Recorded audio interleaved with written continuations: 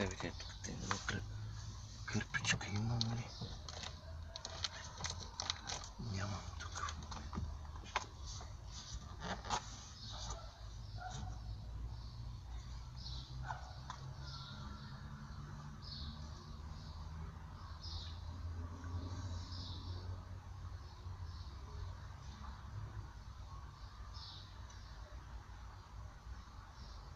Ти кламера го махна, нали?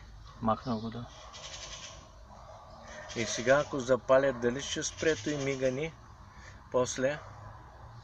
Сега да направя видеоклипчето и ще сложим кламера и ще спре. Ти ще си пак изчисти чрез грешка. кламерчето Да. ще го принудиш да... Да не светва повече.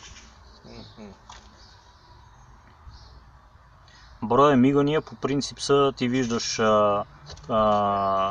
с малък интензитет и с голям интензитет. И това са кодовете на грешката. Просто, понеже не ги разчитам, на моята кола веднъж се беше случило така.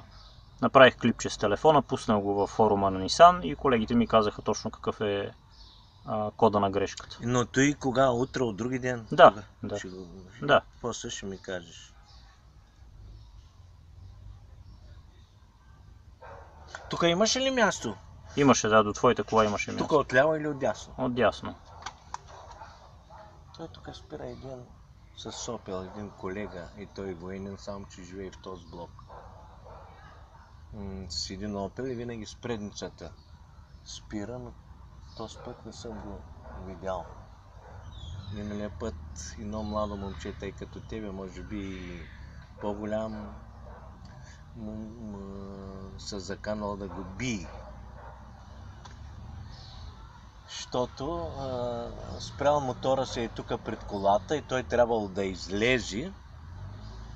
Он не искал да се мръдне мотоциклета, чакал бил приятелката си и...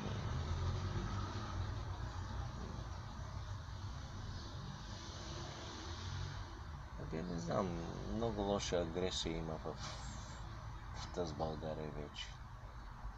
И аз съм бил младеж, и аз съм карал абитуриентски балови, но той, което става, е ужас.